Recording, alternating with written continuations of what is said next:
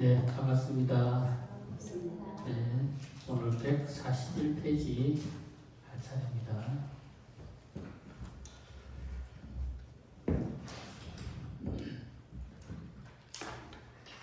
네, 앞전에 20가지의 사례를 들어서 인과응보가 어떻게 나타나는지 설명해 주셨습니다. 자, 이어서 4-37번. 자, 인과응보의 응답을 이제 총괄적으로 결론 지으시면서 먼저 10악업으로 결론을 지으시다.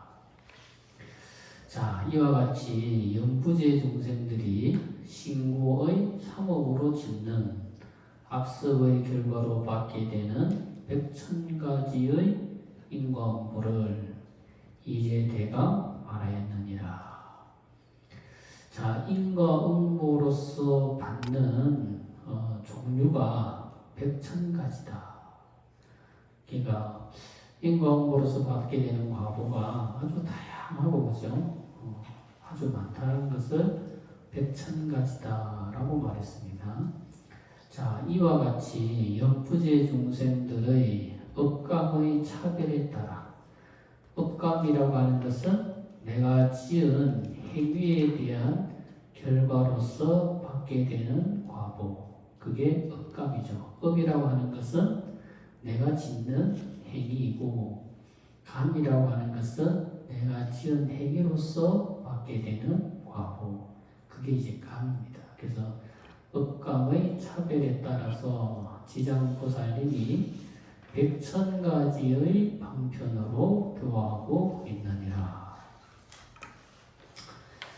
자, 위의 22가지의 과보를 이제 요약해서 보면 여기의 경문에서 말하는 것처럼 신구의, 그죠? 신구의 3업에서 벗어나지 않는다. 모든 업이라고 하는 행위는, 그죠? 신구의라고 하는 이 3가지 행위에서 벗어나는 것은 없다. 이 신구의 3업이 탐진치, 삼독과 또 여러가지 그 마음의 작용과 업이 얽히고 설켜서 100,000가지라고 하는 이제 선업이 있고 100,000가지라고 하는 악업이 있고 또 100,000가지의 선업에 의해서 받게 되는 선업이 있고 또 100,000가지라고 하는 악업에 의해서 받게 되는 과보가 있다. 이렇게 보는 거죠. 그래서 인간이 지을 수 있는 그 어떤 악업도 신구의 3업에서 벗어나는 것이 없으며 또 반대로 인간이 지을 수 있는 그 어떤 선행이라 하더라도 신구의 3업에서 벗어나는 것은 없다고 하겠다. 자, 선행을 닦는 방법에 대해서 말하지 않고 왜 악업에 대해서만 말씀하시나 이런 생각을 할 수가 있다. 그죠? 선업에 대해서는 말 안 하고 있고 인과응보라고 하면 선업엔 선과가 따르고 악업은 악과가 따름에도 불구하고 선업에 대해서는 말하지 않고 이제 악업에 대해서 말한다. 지금은 어떤 중생을 교화하기 위해서 이렇게 말한다? 강강한 중생. 그러니까 이제 착하고 말 잘는 중생들은 선업을 지으면 좋은 선과가 있습니다. 이렇게 하면 금방 그래도 말을 받아들이고 또 이해하고 실천하는데 사바세계 중생들은 근본적으로 성격이 어떻다 그랬어요? 성격이 조급하고 급하고 또 교만심이 많고 암한심이 많고 그죠? 이런 습성이 좀 남성부주 중생들이 좀 강하다는 거지. 그러니까 남성부주 중생들은 근본적으로 좀 강강한 중생 축에 들어간다는 거예요. 그래서 그렇기 때문에 여기서 악업을 지었을 경우 받게 되는 과보에 대해서 좀 중점적으로 이야기를 하는 거지. 만약에 남성부지 중생들이 다 사람들이 유순하고 사람들이 순수하고 사람들이 착하면 나쁜 짓을 하면 나쁜 값을 받는 것에 대해서는 말하지 않아도 돼요. 왜 옛날에는 보면은 옛날에 처음에 사람들이 마음이 순하고 착할 때는 그죠? 나쁜 죄를 지었을 때 원 사람을 세워놓고 동그라미를 딱 그리고 몇 시간 동안 하루 동안 그 원에서 벗어나지 말라 이렇게 하면 사람들이 안 벗어났다 그러잖아요, 그죠? 그러고서 이제 자기 스스로 되돌아보고 이렇게 됐는데 요즘은 누가 잘못한 사람한테 금 하나 싹 꺼놓고 여기 당신 몇 시간 동안 알아서 스스로가 지금 그 공간에 있으면서 스스로 자신을 반성하시오 하면 누가 하겠어요? 안 한단 말이에요. 사람들이 뻔뻔하고 나빠서 그죠? 죄를 지어놓고도 안 했다고 하는 게 요즘 중생들이 하는 짓인데 그러면 어떻게 그런 사람들한테는 이제 이렇게 인과응보가 엄연하게 있다는 것을 강조를 해야 되고 이야기를 해야 되는 거예요. 자, 이 이야기가 나왔으니까 조금 한번 삼천보살과 빠졌다가 다시 돌아올 텐데 분명히 이제 우리가 종교가 해야 될 일이 있고 이제 법이 해야 될 일이 있어요. 근데 이제 법이 해야 될 일을 종교가 대신하면 안 돼. 그 종교가 할 일을 법이 대신해서도 안 돼요. 그러니까 이 사회가 원만하게 굴러가려면 종교는 종교로서의 해야 될 일만 하고 법은 법이 해야 될 일만 해야 되는 거예요. 근데 요즘처럼 세상이 못하겠지만 항상 어떤 문제가 생기냐? 종교가 현실 정치에 개입을 하고 관여를 하고 입김을 넣는 거예요.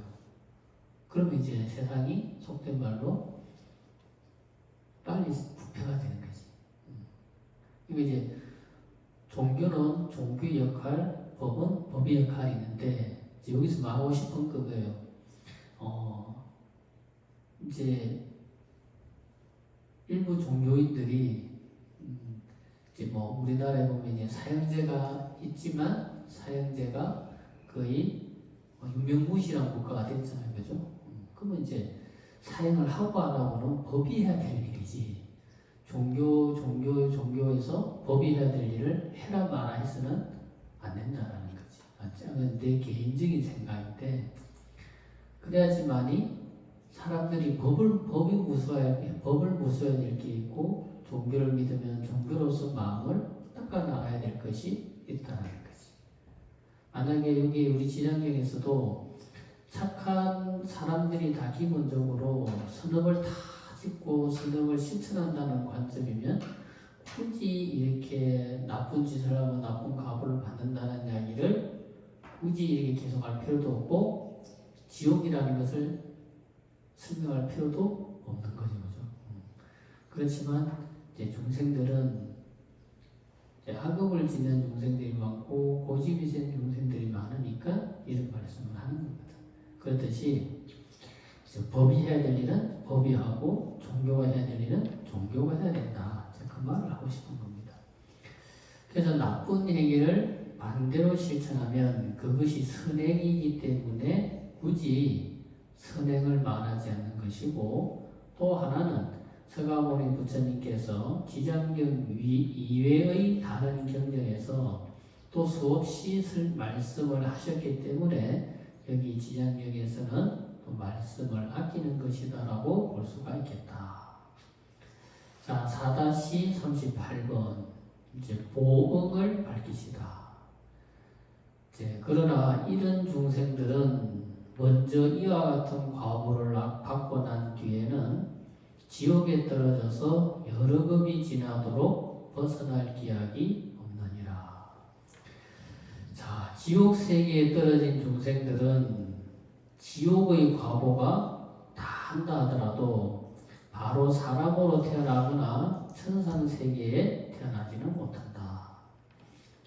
자, 정말 부처님의 위시력에 의지해서 지옥 세계에 벗어난다면 인간이나 천상으로 바로 태어나 있지만 일반적인 중생들은 여러 가지의 단계를 거쳐야 겨우 인간으로 태어날 수가 있다. 그러니까 이거는 전제가 뭡니까? 사람이 악업을 지어서 지옥에 떨어졌을 경우, 그러면 지옥에 떨어졌을 경우에 지옥의 과보를 다 받고 난 다음에 다시 사람으로 태어나는 것이 얼마나 어려운지를 설명하는 거예요. 이게 이제 사람이 선업을 지어서 사람이 다시 사람으로 태어나는 건 쉬워요. 그 사람이 다시 죽어서 천상세계에 태어나는 것은 더 쉬울 수가 있죠. 선업을 닦아서. 그리고 또 공덕을 닦고 열심히 수행해서 늘 발원해서 극락세계에 태어나는 것은 그래도 할 수가 있죠. 근데 지옥에 떨어졌던 중생이 인간으로 태어나고 천상에 태어나고 극락의 세계에 태어나는 것은 그만큼 어렵다는 거예요. 인간으로 태어나는 것도 어렵고 천상세계에 태어나는 것도 어렵고 극락에 태어나는 것은 더 어렵고, 만약에 불보살님의 원력에 의해서 가피에 의해서 사람으로 태어나거나 천상세계에 태어나는 것은 쉴 수가 있는 거예요. 근데 그렇지 않은 경우 공덕이 없어서 지옥의 과보를 다 받고 난 다음에 다시 사람으로 태어나는 과정을 보면 너무나 어렵다는 거죠. 그것을 설명하는 겁니다. 자, 처음에 지옥 세계에 떨어져서 수많은 고통 속에서 지은 과보가 다하면, 그러니까 이제 지옥에서 받는 과보가 다 끝났다라고 했을 때, 근데 우리 지금도 세상에서 보면 어떤 흉악한 뭐 살인이나 뭐 어떤 뭐 큰 중대한 범죄를 저질렀던 사람이 예를 들어서 교도소를 갔다가 다시 사회에 나와서, 사회에 노는 건 놀 수 있죠, 그죠? 사회에 나와서 일반 사람들과 섞여서 정상적인 사회생활을 하는 게 너무 어렵잖아요. 왜? 아무리 다시 가서 많이 누치고 참 참회의 시간을 가지고 그런 시간을 거치고 나왔다 하더라도 현실에 서는 사람들이 그 사람을 무서워하고 두려워하고 이렇게 하잖아요, 그죠? 그럼 그 사람이 다시 현실 세계에서 적응하는데 어려움이 있지 않습니까, 그죠? 그렇다고 한다면 이 지옥 세계에 떨어졌던 사람이 다시 천상 인간으로 태어나는 것은 그것보다 더 어려울 수가 있다는 거예요. 자, 그럼 지옥의 과보가 다 하고 나면은 제일 먼저 귀신의 세계에 떨어진다. 귀신의 세계. 그러니까 지옥의 삶이 끝나고 태어나면 축생으로 태어날 수도 있고 아기로 태어날 수도 있고 이제 귀신으로 태어날 수가 있다. 자, 이게 여기서 말하는 귀신이라는 것은 우리가 말하는 나무에 붙어 사는 목신이나 또 뭐 돌에 붙어 사는 귀신이나 어떤 뭐 이런 오래된 가옥에 붙어 사는 귀신이나 그런 귀신들을 말하는 거예요. 그런 귀신들을 불교에서는 뭐라고 이야기하냐면 부목정령이라고 해요. 부목정령.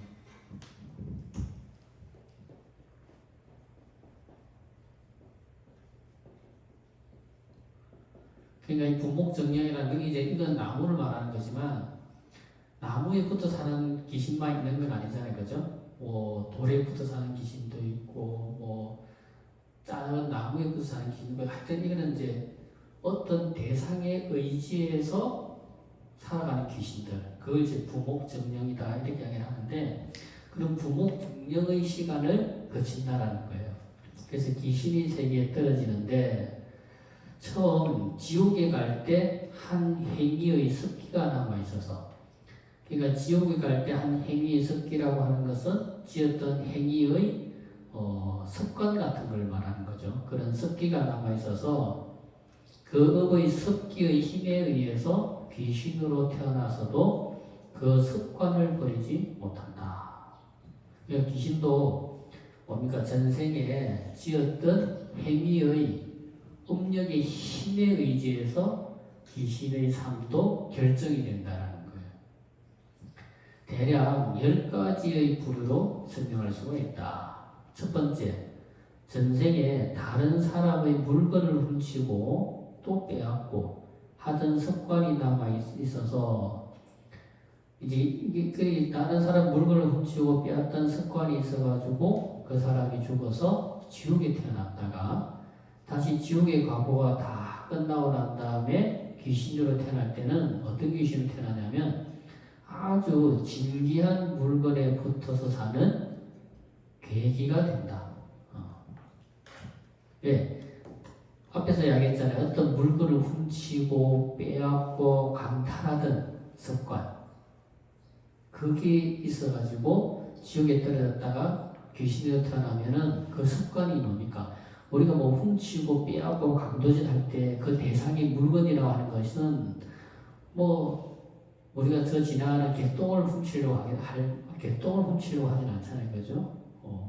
지나가는 뭐 썩은 고목을 훔쳐가진 않잖아요, 그죠? 뭔가 돈이나 귀한 시계나 귀한 반지나 보석이나 그죠? 뭐 아주 귀한 명품이나 이런 걸 우리가 훔치고 빼앗지. 아주 가치 없는 것을 우리가 훔치고 빼앗지는 않잖아요, 그죠? 그러니까 귀신으로 태어나면 어디에 붙는다? 아주 고급진 물건에다가 애착을 가지고 그게 탁 붙는다라는 거예요. 그래서 아주 진귀한 물건에 붙어서 사는 괴기라고 하는 귀신이 된다. 자, 그러니까 이게 좋은 물건, 귀한 물건에는 오래되면 거기에 붙어 사는 귀신이 생긴다. 그래서 왜 물건도 그죠? 오래 썼던 물건들을 살아있을 때 살아있는 사람이 주고받는 거 말고, 어떤 죽고 난 다음에 쓰던 사람이 귀한 물건을 주고받을 때 간혹 가다가 그게 동토가 나는 거예요. 뭐 집안에 갑자기 없던 물건을 받았는데 집안이 이상하게 생각지도 않은 일들이 생기는 경우. 그게 뭐예요? 그런 계기가 자기 집에 들어와서 집안에 분란을 일으키는 거예요. 그래서 이제 귀한 물건이라든가 이렇게 오래된 물건을 집으로 가져오는 거를 이게 잘 생각을 잘 해야 되는 거예요. 잘못하면 이제 우리가 말하는 이제 동토가 난다. 그 동토가 나는 이유는 그런 물건에 붙어 사는 이런 귀신들이 있다라는 거예요. 물론 없을 수도 있지만 대체로 그런 물건들에는 그런 귀신들이 있다라는 거예요. 그런 귀신 이름을 뭐라고 한다? 괴기라고 한다.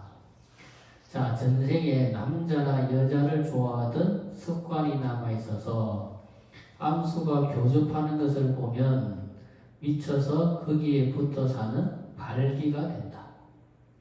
발기.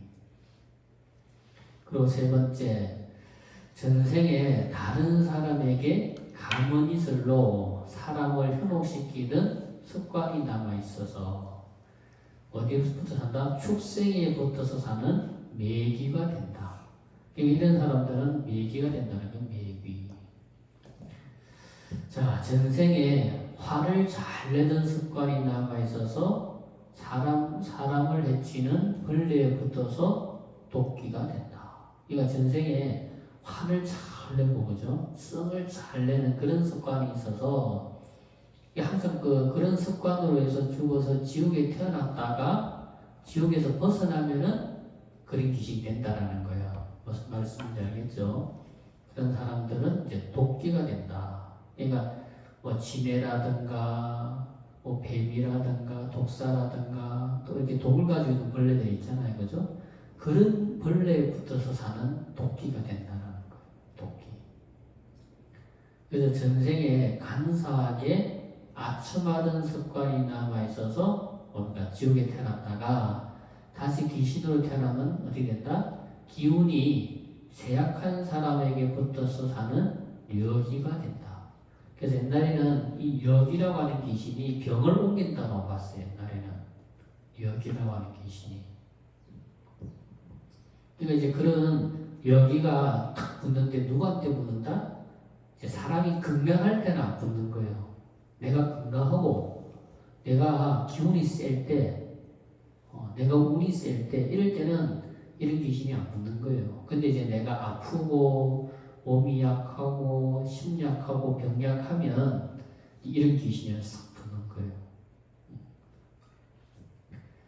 자, 또 전생에 오만한 습관이 남아있어서 또 오기와 허풍치는 사람에게 붙어서 사는 악귀가 된다.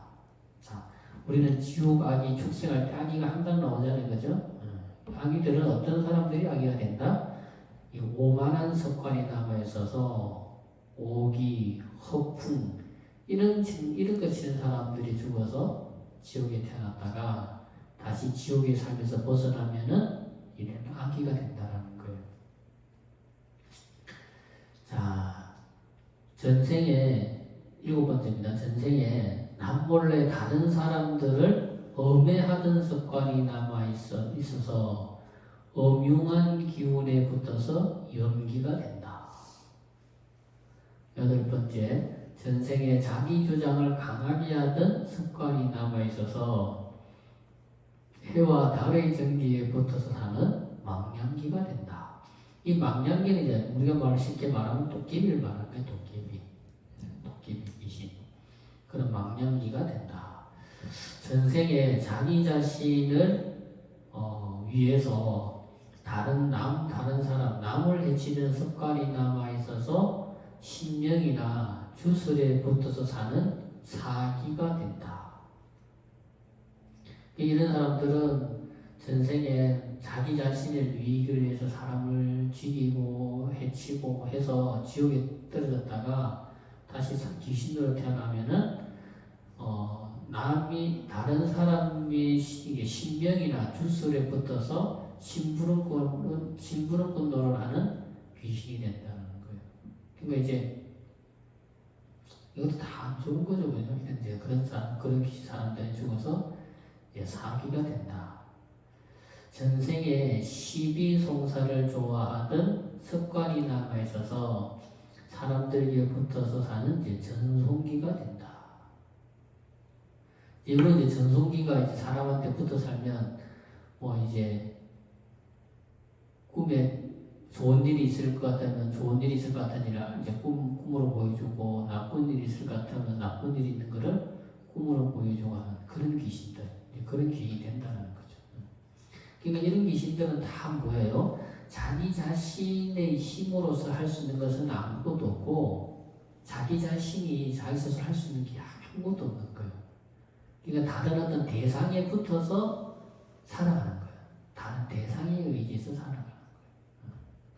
이게 불쌍한 거예요. 자기 자신이 스스로 공덕을 지을 수도 없고 자기 스스로가 선업을 닦을 수도 없고 오로지 그냥 대상에 붙어서 그냥 물건에 붙어서 생명을 유지하는 그런 귀신들이 된다는 거예요. 자, 이렇게 해서 이제 물론 이제 귀신이 여기서 나온 10가지 종류의 귀신만 있지는 않겠죠. 다양한 귀신이 있는데 일단은 경전에서 간략하게 설명되어 있는 부분만을 볼 때 경전에서는 간략하게 10가지 정도 종류로만 설명을 하고 있다. 자, 그래서 귀신을 이제 지옥에 떨어졌다가 귀신으로 태어났는데 또 그런 귀신의 삶을 100년을 살지 1000년을 살지 그건 모르는 거예요. 그렇게 해서 귀신의 삶을 또 한 생만 귀신의 삶을 살지 10생, 100생, 1000생 동안 귀신의 삶을 살게 될지는 몰라요. 어쨌든 그런 귀신의 삶을 살게 된다는 거죠. 그런 과정을 거쳐야 되니까 그런 과정이 끝나고 나면 그런 과보가 다 하고 나면 어디 태어난다? 귀신 세계의 과보가 다한 귀신들이 다시 축생 세계에 태어난다. 그럼 이제 귀신의 과보가 끝나면 이제 축생으로 태어난다는 거예요. 대체로 이런 순서를 다 거치는 건 아니지만 대략적으로 이런 순서를 과정을 거친다라고 보는 거예요. 축생 세계에 태어나는데 귀신으로 있으면서 생긴 나쁜 습관에 따라서 축생의 류에 태어난다. 그러니까 귀신으로 있을 때 어떤 대상에 붙어서 살았냐에 따라서 그 습관이 축생으로 태어날 때 결정적인 뭘 한다? 영향을 미친다는 거. 영향을. 자, 물건에 붙었던 괴기가 과보가 닿으면 올빼미의 종류에 태어나는데 올빼미는 탐욕심이 많은 동물로 아주 싸나운 동물이다. 이 올빼미가 우리 서양에서는 뭐 올빼미를 지켜주는 수호신 뭐 이렇게 보잖아요, 그죠? 그래서 올빼미 부르치들도 있잖아요, 그죠? 그 이제 서양에서 보는 관점이고 동양에서 보는 관점에서는 올빼미는 아주 싸납고 또 이 올빼미가 욕심이 많아가지고 밤에 탁 있는데 그 밤에 달빛에 반짝이는 물건이 반짝이는 게 있으면 그거를 이렇게 그 가지기 좋아가지고 자기가 사는 둥지에 항상 가지고 들어간대요. 그래서 올빼미가 사는 집을 이렇게 보면 그런 반짝반짝하는 이런 빛나는 것들이 있잖아요. 그런 것들이 많이 있대요. 그러니까 그런 특별한 그렇게 이제 자기 눈에는 귀한 걸로 보이고 좋은 걸로 보이니까 그런 걸 꼭 좋아서 자기 집에 가서 모으는 습관이 있대요. 그래서 이제 올빼미는 이제 그런 모으는 습관을 볼 때 올빼미는 욕심이 많고 또 올빼미라고 하는 그 종류의 습성상 또 싸납다고 보는 거예요. 두 번째, 바람 피우기를 좋아하던 발미는 과보가 닿으면 불길한 징조를 알려주는 동물로 태어난다. 이 축생으로 태어났는데 불길한 징조를 알려주는 동물로 태어났대요. 그럼 우리는 이제 우리나라 사람들은 까마귀를 보면 어떻게 해요? 기분 나빠하잖아요, 그죠? 근데 까치를 보면 아침에 까치 보면 오늘 무슨 좋은 일이 있는가 보다, 좋은 일이 있을까 보다 이런 생각하잖아요, 그죠? 그게 뭡니까? 뭐 좋은 징조, 안 좋은 징조를 알려주는 그런 동물로 태어난다는 거죠. 예를 들어서 뭐 아침부터 뱀을 보면은 기분이 안 좋고 뭐 이런 거 있잖아요, 그죠? 그렇듯이 그런 징조와 연관된 그런 동물로 태어난다. 그럼 뭐 까마귀나 까치 뭐 이런 걸로 태어난다고 봐야 되겠죠. 세 번째, 축생에 붙었던 메기가 과보가 닿으면 여우처럼 약삭 빠르고 머리가 좋은 동물로 태어난다. 네 번째, 독한 벌레에 붙었던 도끼가 과보가 닿으면 사람을 해치는 벌레나 동물로 태어난다. 그러니까 이제 독한 벌레에서 붙어서 살았던 그 과부로 다시 축생으로 태어나는데 뭡니까? 독을 가진 이제 벌레나 그런 동물로 태어난다는 거예요. 다섯 번째, 쇠한 기운에 붙었던 여기가, 그러니까 사람 가운데 기운이 약하고 몸이 허약하고 이런 그 기운이 쇠한 사람한테 붙었던 여기가 과보가 닿으면 해충 같은 기생동물로 태어난다. 여섯 번째, 허풍을 좋아하던 아기가 과보가 닿으면 가축류의 동물로 태어난다. 이 가축류라고 하면 소, 돼지, 양, 닭, 말, 뭐 고양이 뭐 이런 종류. 고양이는 가축이 안 따라간다, 그죠? 개, 뭐 이런 동물로 태어난다는 거예요. 그 가축 종류의 동물로 태어난다는 거예요.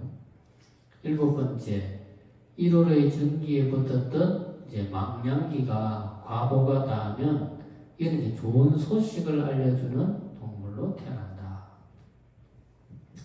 여덟 번째, 사람이 붙어서 살던 망냥기나 전송기가 과보가 닿으면 사람에게 의지해서 사는 개, 고양이, 소, 말 등으로 태어난다. 이 앞에 가축류의 동물로 태어난다고 하는 내용과 이 내용이 겹친다, 그죠? 근데 이제 소, 양, 닭, 개, 고양이, 말 이런 걸 태어나는데 예를 들어서 뭐 개나 고양이나 소나 말도 그죠? 다들 뭐 개, 고양이, 뭐 소, 말이라고 하더라도 그 살아가는 운명이 다 똑같은 건 아니잖아요, 그죠? 독축용으로 키워지는 소도 있는가 하면 그냥 옛날에 농사용으로 막 키우던 또 소가 있고 그렇잖아요, 그죠? 그래서 그런 차별적인 것들은 이제 그렇게 나타난다라는 거죠. 자, 그래서 또 네 번째 단계를 거쳐요. 또 축생의 세계에서 이제 과보가 닿으면 그 중에서 간혹 인간으로 태어나는데 그래도 전생의 석기의 기운이 남아있어서 업에 따라서 태어나게 된다. 첫 번째, 올빼미처럼 싸나운 동물로 태어났다가 과부가 다해서 사람으로 태어나면 완악, 아주 무식한 사람으로 태어난다. 그러니까 사람이 무식하다라고 하는 것은 뭐 학식이 없다고 해서 무식한 것이 아니라, 물론 학식이 없기 때문에 모르기 때문에 인간의 예의범죄를 잘 지키지 못하는 사람도 있지만, 지식이 있다고 있어도 인간의 예의범죄, 인간의 윤리도덕을 잘 안 지키는 사람들도 있잖아요. 그죠? 그런 사람을 말하는 거죠. 자, 두 번째, 불길한 징조를 알려주는 동물로 태어났다가 이제 이런 과보가 대해서 사람으로 태어나면 대체로 아주 어리석은 사람으로 태어난다. 자, 세 번째, 여우처럼 야싹 바른 동물로 태어났다가 과보가 다해서 사람으로 태어나면 아주 싸나운 사람으로 태어난다. 성격이 포악하고, 그죠? 성격이 독한 사람들이 있어요, 그죠? 그런 사람의 성격으로 태어난다는 거죠. 자, 네 번째, 독한 벌레나 동물로 태어났다가 과보가 다해서 사람으로 태어나면 용렬한 사람으로 태어난다. 용렬한 사람이라고 하는 거는 좀 사람이 좀 뭐랄까 요즘 말로 하면 뭐 양아치 스타일 뭐 그런 사람이죠. 그러니까 좀 소인배 스타일 뭐 이런 스타일의 사람들로 태어난다는 거예요. 다섯 번째, 기생충으로 태어났다가 과보가 다해서 사람으로 태어나면 기생배우동으로 태어난다. 그러니까 이제 옛날로 보면 이제 뭐 기생이나 광대나 이런 종류를 말하는 거죠, 그죠? 요즘은 최고의 요즘 애들이 선방하는 직업군일 수가 있겠죠, 그죠? 뭐 배우나 연극 배우 이런 거는 가수나. 그렇지만 옛날의 관점으로 볼 때는 이게 자기 스스로 살아가는 운명이 아니고 다른 사람의 의지에서 생계를 유지하는 수단으로 보기 때문에 옛날에 이렇게 좋은 과거로 보지는 않았다는 거죠.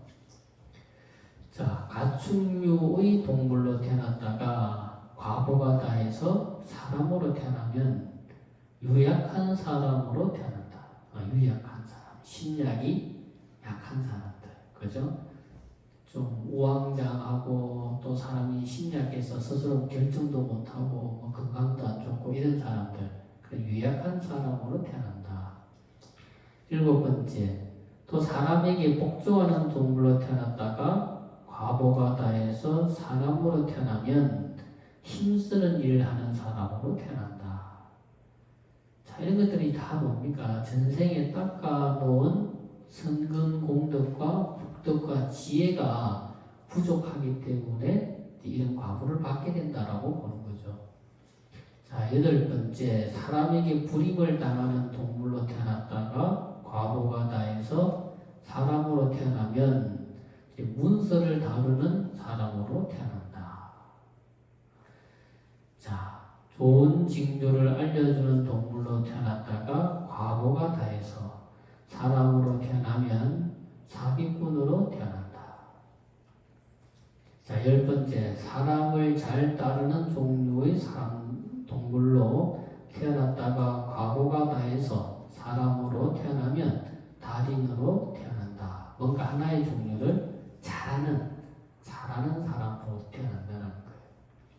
자, 이처럼 지옥의 과보를 거쳐서 귀신의 세계를 거쳐서 축생의 세계를 거쳐서 다시 인간으로 돌아오기까지 얼마의 시간이 걸릴지 알 수가 없다.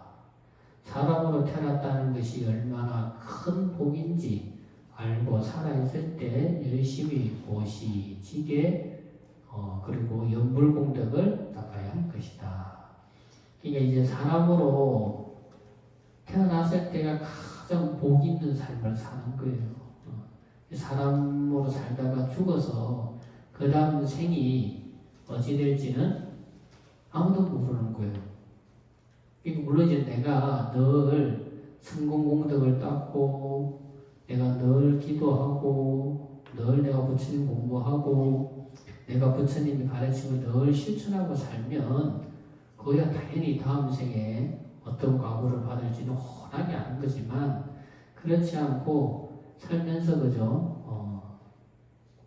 복이라고는 한 번도 지어본 적이 없고 말로는 입으로는 늘 악한 말만 하고 늘 악한 행동만 하고 마음은 늘 소인배처럼 쓰고 살고 이렇게 살게 되면은 다음 생이 어떻게 될지는 기약할 수가 없게 되는 겁니다. 그래서 이제 이런 과보들을 이야기하는 이유가 스스로가 자기 자신의 삶을 반성하고 어떻게 사는 게 과연 인간으로서 내가 부처님의 가르침을 믿고 사는 불자로서 내가 어떻게 사는 게 정말 올바르게 사는지를 스스로 생각해보고 스스로 반성하면서 살아라는 거예요. 자, 이와 같이 해서 이제 귀신이 지옥에 떨어졌다가 사람으로 태어나는 것이 얼마나 힘든지를 이렇게 간략하게 경전에 나와 있는 것들을 이렇게 모아서 이렇게 편집을 해서 여러분들한테 자, 설명을 했습니다. 자, 넘어가서 4-39. 자, 보호해 주겠다고 말하고 공소리 물러나다. 자, 이런 까닭으로 그대들은 사람들을 보호하고 나라를 보호하라. 그리고 이 중생들로 하여금 다른 중생들을 미혹게 하지 않도록 하라. 사찰람들이 듣고는 눈물을 흘리며 슬피 단식하면서 합장하고 물러갔다. 자, 그대들이라고 하는 그대들은 여기서 사천왕을 지칭하는 거고, 그대들 사천왕들은 자신이 지키는 나라들이 있잖아요. 그죠? 동서남북 사주세계에 각자 지키는 나라가 있고, 그 지키는 중생들이 있지 않습니까? 그죠? 그래서 사람들을 잘 보호하라고 하는 것은 선업을 짓는 중생들은 늘 보호하고 늘 지켜줘서 선업을 닦는 일을 그저 그만두지 않도록 호법신장으로서 잘 지켜주라는 거예요. 선업을 닦는 사람에게 호법신장이 지켜주고 보이지 않는 존재들이 공고해주고 보호해주지 않는다고 한다면, 그죠? 누가 보호해주겠어요, 그죠? 그런 또 선업을 닦는 사람들이 보이지 않는 이런 호법신장들이 다 보호해줌으로 해서 또 그 사람들이 내가 선업을 닦으니까 여기 호법신장님들이 호법선신들이 나를 보호해주고 나의 가족들을 지켜주는구나. 그런 마음이 들면 더 열심히 선업을 닦는 일을 그만두지 않고 실천하게 되잖아요. 그죠? 그러니까 그런 사람들을 잘 보호해주고 잘 지켜주라는 거예요. 또 하나는 또 나라를 잘 보호하라. 남성부주 남쪽에 사는 또 천황은 자기 나라를 또 잘 보호하고 지키고, 서쪽이나 북쪽이나 동쪽 각 방위에 있는 천황들은 자기 나라를 또 잘 보호하고 또 지켜줘라.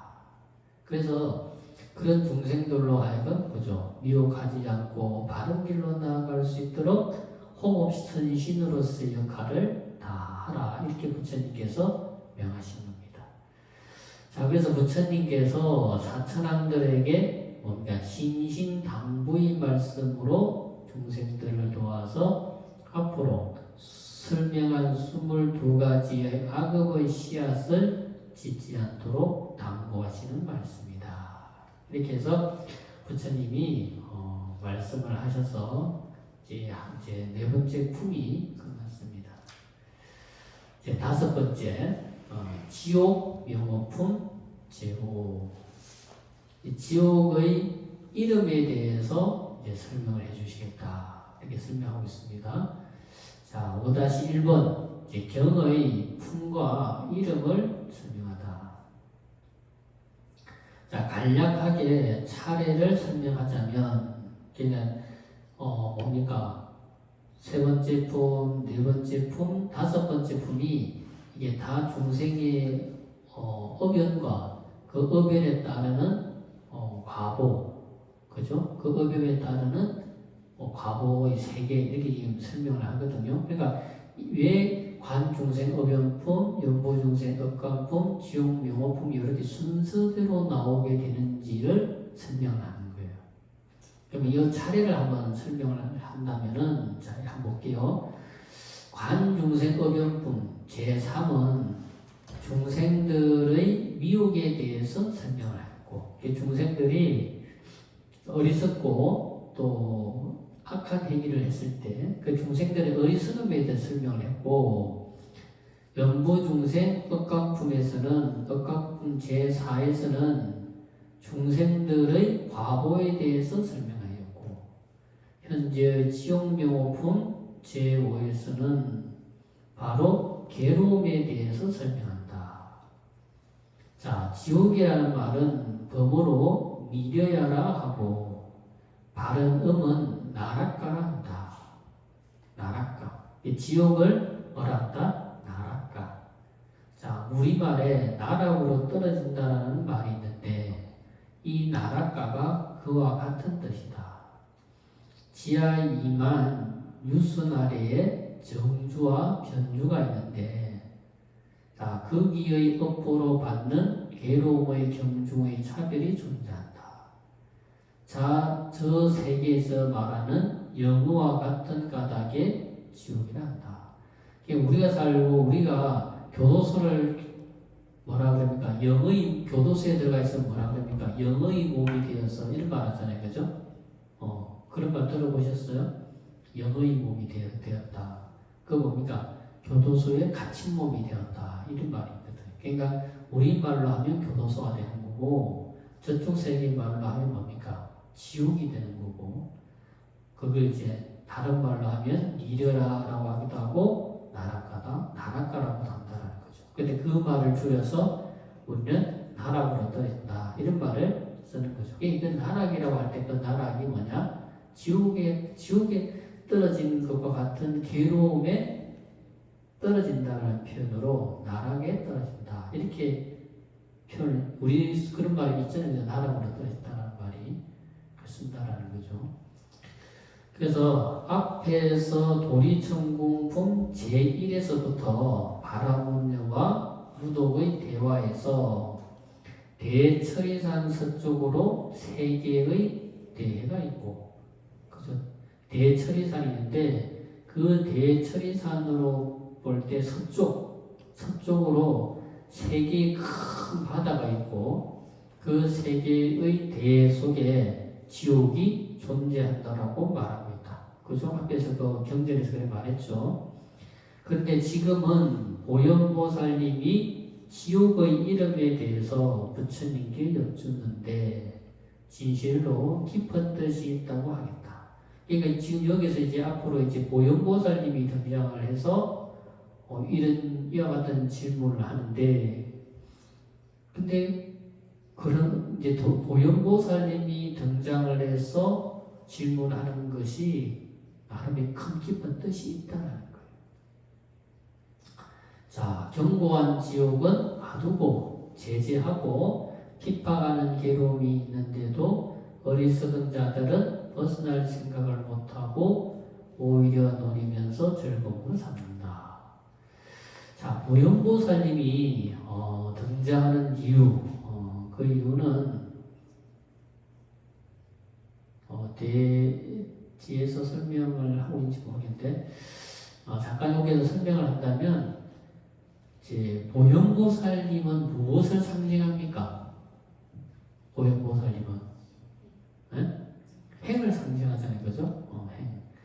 행위를 상징하거든요. 그럼 보현보살님은 대행이라 행을 상징하는데, 행위는 우리가 일반적으로 중생들에게 있어서 행위는 항상 어떤 결과를 가져오잖아요, 그죠? 하면 행위는 행인데 그 행위는 몇 가지가 있어요. 행위는 근본적으로 두 가지가 있죠, 그죠? 행위는 하나는 선행, 그죠? 선행이 있고, 하나는 악행이 있잖아요, 그죠?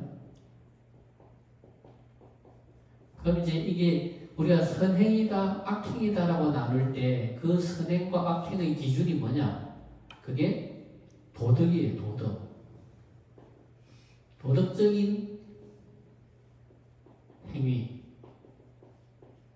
이건 선행이고, 부도덕적인 행위는 악행이 되는 거예요. 악행. 그럼 이제 여기 하나가 더 있어요. 선도 아니고 악도 아닌 거를 뭐라고 하냐면 무기라고 해요. 무기. 그걸 이제 무기라고 하는데, 이거는 무기는 뭐냐면 선도 아니고 악도 아닌 거. 그러면 선도 아니고 악도 아니려고 하면은 그 도덕적인 행위가 뭡니까?